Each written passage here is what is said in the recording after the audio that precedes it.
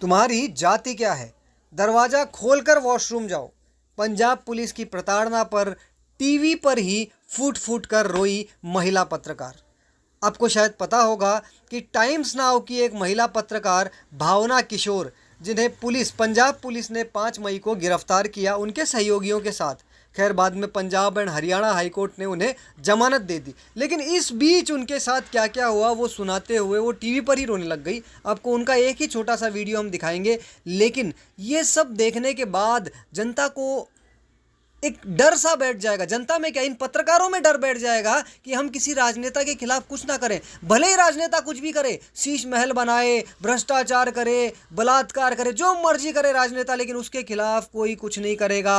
वरना जैसा आज भावना के साथ हो रहा है वही हाल होगा। पहले अर्णव के साथ क्या हुआ था हम सब ने देखा।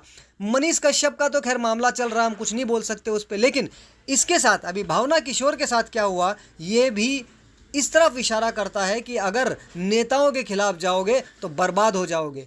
आखिर इस मुद्दे पर क्या सुप्रीम कोर्ट को, माननीय सुप्रीम कोर्ट को विचार नहीं करना चाहिए? केजरीवाल साहब, ऐसा कहा जा रहा है रिपोर्ट्स में बाकायदा कि शीश महल की रिपोर्टिंग के बाद इस प्रकार की हरकत की गई है। यानी अगर आपने शीश महल की रिपोर्टिंग की, ये आपने बहुत बड़ा गुनाह कर लिया, अब हम आपको छोड़ेंगे नहीं। भावना के साथ क्या हुआ आप इस वीडियो में देखिए, आप सोचने पर मजबूर हो जाएंगे कि ये कानून किस प्रकार, किसके इशारों पर कैसे काम कर रहा है। क्या यहाँ इन अपराधियों पर, ये पूरा जांच का मामला है, इसकी गहन जांच नहीं होनी चाहिए और इन अपराधियों पर कठोर कार्यवाही नहीं होनी चाहिए। यहाँ अपराधी कौन है इसका भी जांच होना ही चाहिए। देखिए भावना ने क्या कहा, ध्यान से सुनिए। पुलिस ने बोला कि रात में आपको 1 बजे आपका मेडिकल होगा, आपको मजिस्ट्रेट के सामने पेश होना है। ये सब इतना दांव पेच तो मुझे लॉ का पता भी नहीं था। मैंने बोला ठीक है। तबीयत खराब हो रही थी, बहुत अंदर से बहुत घबराहट हो रही थी। मैंने वो जो रोटी थी, मैंने रोटी सब्जी खा ली बड़ी मुश्किल से। ड्राइवर और कैमरा पर्सन ने भी थोड़ा सा खाया। हमने पानी बहुत ज्यादा पी रही थी, वॉशरूम बहुत आ रहा था, बार बार लेके जा रहे थे और 2-3 लोग साथ में जा रहे थे महिला। वहां के पुलिस स्टेशन में लाइट तक नहीं थी, मतलब पानी नहीं, लाइट नहीं, मैं यूज कर रही थी वैसे ही। और तुमने मुझे बताया कि जब वॉशरूम लेके गए तो दरवाजे बंद नहीं थे, खुला, आपको खुला रहना चाहिए वॉशरूम। क्या आप भाग जाएंगी क्या वहां से? आपको बोला गया आप खुले दरवाजा खुला रख के वॉशरूम जाएंगी? हाँ जी। ये ह्यूमिलिएशन मैंने फिर भी लड़की का, मैंने वॉशरूम किया दरवाजा खोल के।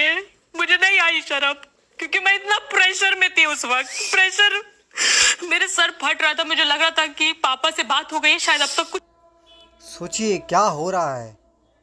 और कोई, आप देखिए कि इस खबर के बाद भी, यानी ये जो कुछ हुआ भावना के साथ में, इन्हें गिरफ्तार किया गया, प्रताड़ना हुई, लेकिन जो लोग रिपोर्टर्स, अगर वामपंथी रिपोर्टर्स के साथ ऐसा कुछ हो जाता है तो वो कहते हैं कि प्रेस की आज़ादी छीन ली जा रही है, प्रेस की आवाज़ दबाई जा रही है। लेकिन यहाँ ये लोग कुछ नहीं बोल रहे।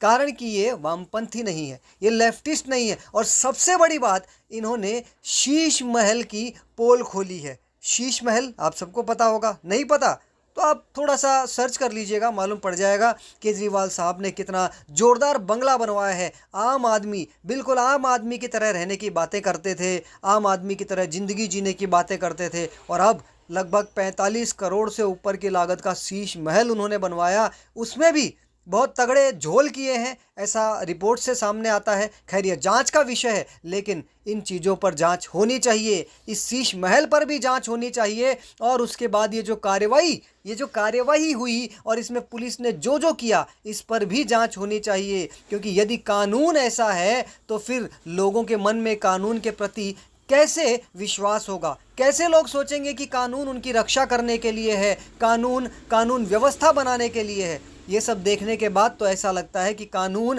केवल राजनेताओं को खुश करने के लिए है, और उनके कहे पर चलते हुए जो लोग उनके विरुद्ध आवाज़ उठाएंगे, जो लोग नेताओं के विरुद्ध आवाज़ उठाएंगे, उनका मुंह बंद करने के लिए है, उन्हें डराने धमकाने के लिए है। आप सबको पता होगा, पहले भी अर्णव गोस्वामी का मामला हम सबके सामने आया था, और अब ये भावना का मामला। तो ये सोचना पड़ेगा, ये विचार करना होगा। और हम तो सुप्रीम कोर्ट, माननीय सुप्रीम कोर्ट से निवेदन करेंगे, जो स्वतः संज्ञान कई बार लेते हैं, वो इस मामले में भी स्वतः संज्ञान लें और ये जो भी दोषी हैं उन दोषियों के ऊपर कड़ी से कड़ी कार्रवाई हो, ताकि हमारे समाज में कानून के प्रति थोड़ा सा भाव लोगों के मन में जगा रहे, लोगों को लगे कि हाँ, उनकी रक्षा करने के लिए इस देश में कानून है। वरना ऐसा लगेगा कि हम तो ऐसे देश में रह रहे हैं जहाँ कानून हमारी रक्षा करने के लिए नहीं बल्कि नेताओं की चाकरी करने के लिए है।